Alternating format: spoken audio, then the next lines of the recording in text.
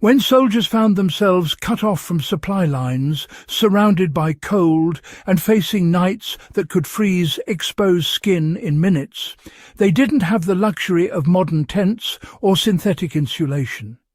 Yet many of them survived brutal winters, from the forests of Eastern Europe to the mountains of Italy, using nothing but soil, snow, logs, and raw ingenuity. These forgotten WWII shelter-building tricks weren't just field improvisations, they were life-saving engineering lessons that modern survivalists can still learn from today. What's shocking is that many of these old techniques worked better than today's commercial camping gear when it came to warmth, stealth, and durability. Soldiers learned that a trench could become a fortress when roofed correctly. In many front lines, soldiers couldn't rely on traditional tents. A tent silhouette could reveal a position to enemy aircraft or artillery, so they dug down instead of building up. A trench, just 2 feet deep, became the foundation for what they called a dugout, a low, insulated shelter roofed with logs, branches, and a thick layer of earth. This made the roof bullet-resistant, rain-proof, and nearly invisible from the sky. Here's how it worked in practice. After digging a trench wide enough to lie down in, soldiers laid wooden planks, saplings, or even broken rifle crates across the top. Then came branches, brush, and finally a foot or more of packed soil. The result was a shelter that retained body heat and could stay several degrees warmer than the air above. Even under snow, these dugouts kept a steady temperature, thanks to the insulating properties of earth and wood. Modern survivalists can replicate this principle easily. In a woodland or coal field, dig a shallow pit, use any available wood or debris as a roof, and cover it thickly with soil or snow. This structure, though primitive, traps heat and blocks wind more effectively than a tent in extreme conditions. It's also far more discreet, a valuable advantage for anyone camping stealthily or in emergency survival scenarios. Snow wasn't an obstacle, it was insulation. During the Second World War, soldiers in Eastern Europe learned a strange truth. Snow doesn't just freeze, it insulates. That's why snow caves became, well, one of the most effective quick shelters ever devised. A soldier could carve a hollow into a deep drift using a helmet or entrenching tool, making a space large enough to sit or lie in. Once inside, the packed snow walls kept the internal temperature surprisingly stable, often hovering around freezing, even if outside temperatures dropped far below zero.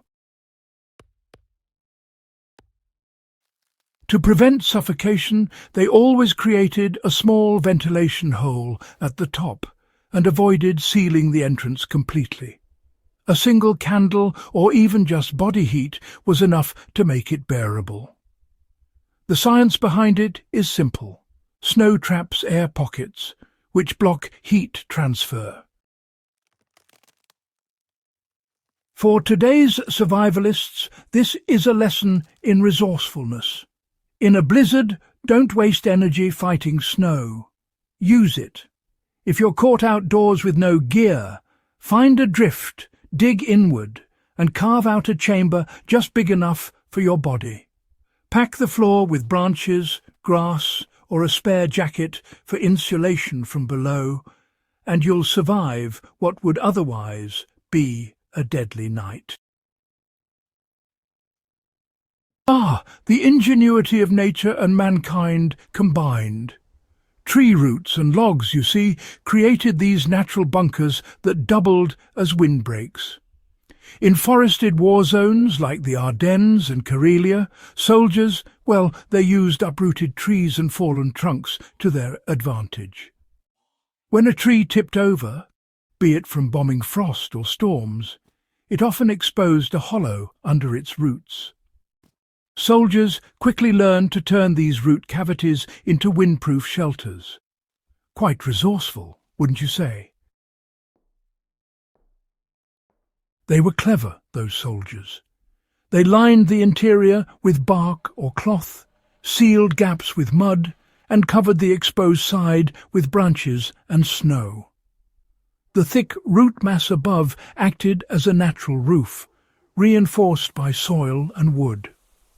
It was indeed the perfect camouflage shelter, nearly invisible unless someone stumbled directly upon it. A true testament to human ingenuity. Now, in our modern times, campers and survivalists can adapt this method when caught in dense forest or mountainous areas. A fallen tree root, well, it can provide an instant structural base. Just reinforce it with available material. The technique conserves energy, hides your presence, and uses what nature already built for you. It's like nature's ready-made shelter, just waiting to be discovered. You know, heat was better trapped underground than under canvas. Tents, especially those issued during the Second World War, were basically cold traps. The wind would steal away any warmth, and condensation would just soak right through the canvas. Soldiers, well, they started experimenting with what they called half dugouts, digging just deep enough to step below the frost line. Even just a few feet underground, the soil temperature stays much more stable. By sinking part of the shelter into the earth, they could drastically reduce exposure to the wind and, believe it or not, heat the small space using only body warmth or a simple candle stove.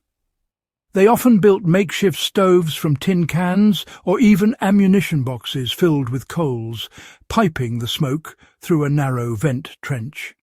The warmth would radiate through the soil, maintaining a livable temperature without any visible flames or smoke plumes to give away their position. These days, this idea applies to bug-out shelters, off-grid cabins, or any long-term survival setup, really. Even a semi-buried shelter with just the roof above ground can be far easier to heat and much harder to spot than a regular surface tent. If you combine this with something reflective, like, say, an emergency blanket on the underside of the roof, you end up with a pretty efficient, heat-retaining survival base. Field shelters were built with layers, not luck. The soldiers who survived the longest weren't the ones with the most gear. They were the ones who understood layering. A World War II field shelter was never just one material. The walls and roof were layered: wood for structure, brush for air gaps, mud or snow for insulation, and cloth or canvas for windproofing. This layering principle made the difference between damp misery and a stable microclimate. Even the floor was layered with dry grass, pine needles, or sacks to keep the body off cold soil. The air gaps in those layers acted as thermal barriers, preventing heat loss through conduction. Modern survivalists often overlook this simplicity. The next time you set up a lean-to or tarp shelter, think like a soldier. Add a brush layer, pack some soil on top, line the floor, and seal the edges. You'll immediately notice the temperature difference and reduced wind penetration. The soldiers of World War II were forced to learn what many modern campers have forgotten. Survival is about understanding materials and heat flow, not about having fancy gear. Their shelters were practical lessons in physics and adaptation, crafted with urgency, refined through experience, and proven under fire. and frost. If you found this look into forgotten World War II shelter tricks valuable, make sure to subscribe to In the Beginning for more deep dives into the real fieldcraft and survival ingenuity that shaped the 20th century. Share this video with fellow history and survival enthusiasts, because preserving these old lessons might one day mean surviving the next cold night.